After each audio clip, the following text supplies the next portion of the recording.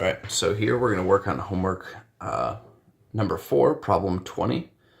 So the problem reads that we have a 6 microfarad capacitor, a 10 microfarad capacitor, and a 16 microfarad capacitor connected in series. So if we draw this out, this looks like this, where we have 6 microfarads, 10 microfarads, and 16 microfarads. Okay, and what we want to find is the equivalent capacitance of this whole object. So what is the equivalent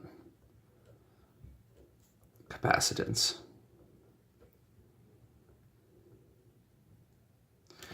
All right, so the thing that we need to remember here is that if you're adding capacitors, it changes depending on whether they're in series or in parallel.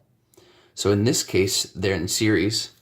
So the equation for adding capacitors in series is that the equivalent capacitance is the equivalent of, or 1 over the equivalent capacitance equals 1 over the first capacitor plus 1 over the second capacitor plus 1 over the third capacitor. And then if you add additional capacitors, you would just keep adding 1 over, etc.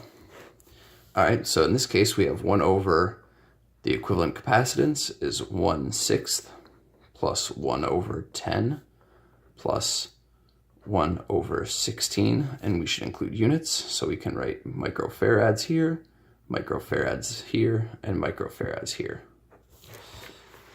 Okay, so if we add this up, so we can just plug this in our calculator basically, and we get that this is 79 over 240, 1 over microfarads.